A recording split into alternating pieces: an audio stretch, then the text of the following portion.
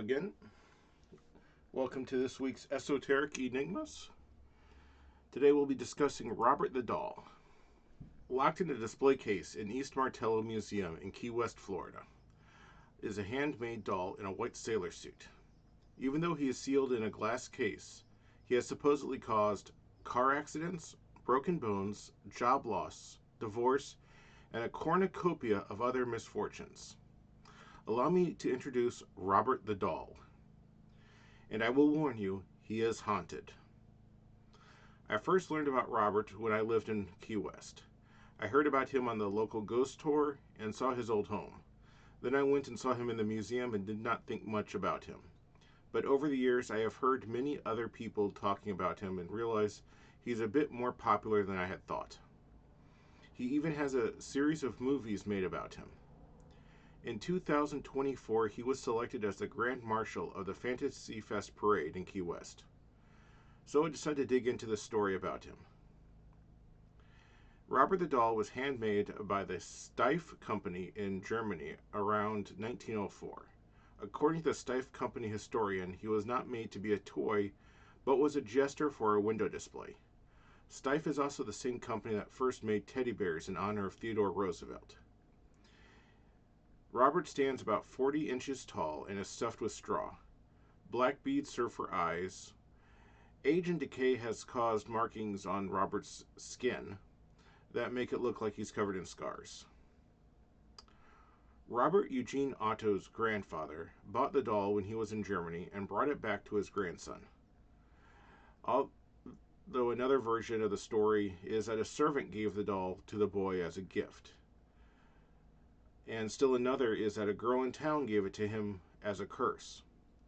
Considering the facts, it seems more likely that it was his grandfather, especially since the Steiff historian has identified the doll. The Ottos were a prominent family in Key West. They lived on Eaton Street, about half a mile from where Hemingway would live. Robert Otto, who went by his middle name Gene, named the doll after himself, and it was his constant companion over the years. Gene would play with Robert constantly and might have even given him the outfit that he wears to this day. Supposedly, Gene would shift the blame to Robert when he got into trouble. Many times over the years, he would exclaim, "I didn't do it, Robert did." The first time was when he was 10 years old. In the middle of the night, he woke up to find Robert sitting at the foot of his bed. He screamed for help, and his mother woke up. She heard furniture being moved in Gene's room as he cried for help. She finally forced the door open and found the room in shambles, and Robert sitting on the end of the bed. "Robert did it," were the only words that Gene was able to get out between sobs. And yet, for some reason, Gene wanted to keep the doll. How did Robert do what he did? Not everyone agrees, but the majority of the people think that voodoo was involved. By who? As I mentioned before, there are some opinions. The most common story is that the maid in the house put a spell on the doll just before she was fired. Though another story mentions a young black girl that the family had taken in. Gene's parents supposedly reported that Gene would talk to the doll, and heard the doll talk back in a much deeper voice. They also heard giggling from it, and saw it running up the stairs. If it was me and I saw the doll running on its own, I would burn it immediately. But they did not seem to be too concerned about it, since it stayed in their family home for decades, including while Gene went to study art in New York City and Paris, France. Based on all the horror movies I've seen, if you are a parent and your child indicates that a toy is haunted or cursed, you destroy it. If you leave it alone, it does not end well. The more you know. In 1930, Gene married Annette Parker in Paris. Around that time, his parents died, and he and his wife moved into their family home. Annette found the doll disturbing and forced Gene to lock it in the attic. Neighbors reported seeing the doll standing at the window at times. Guests said that they could hear footsteps in the attic and childish giggling. Some people avoided walking past the home, going around the block in order to avoid Robert. Gene died in 1974 in Doctor's Hospital. His health had been failing for the preceding months. It is said that during those months he spent a lot of time in the attic with Robert the doll. Annette died 2 years later from cancer.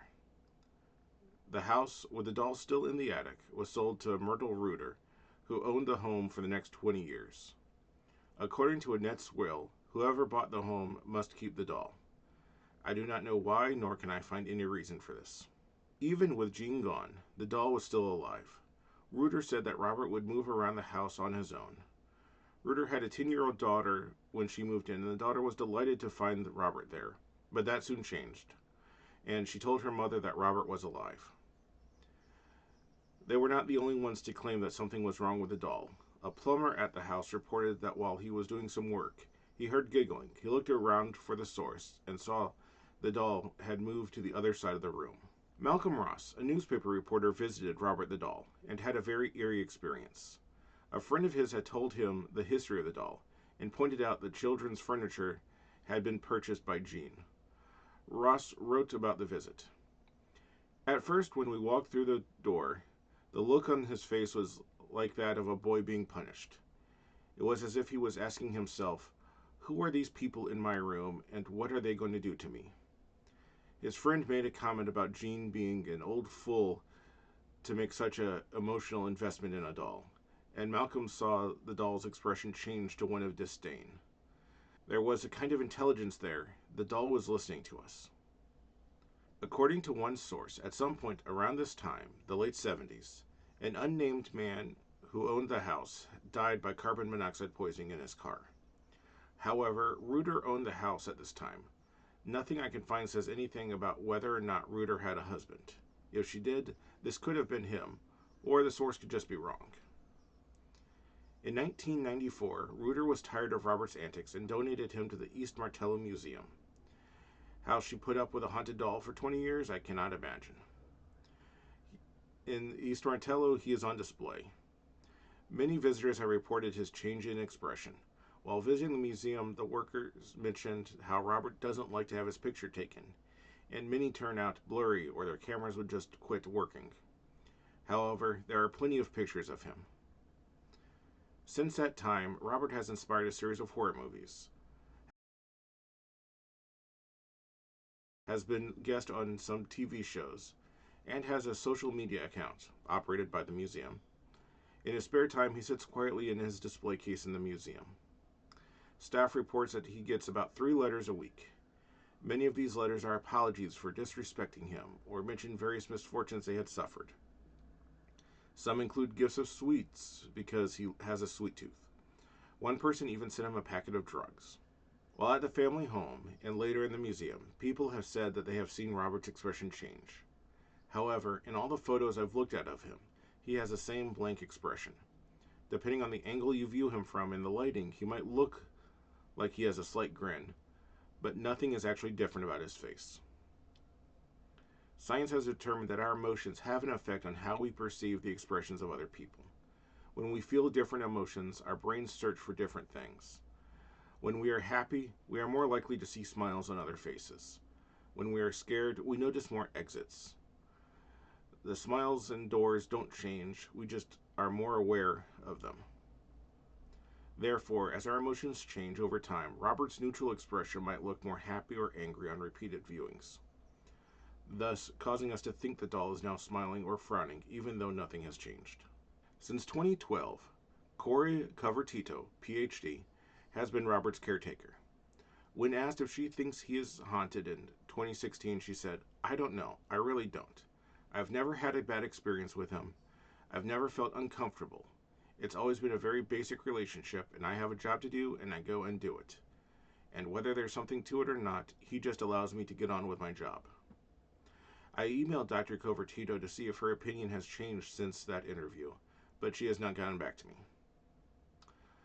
The doll currently splits his time between the museum and his old home. He stays in the old attic where passerbys can see him in the windows.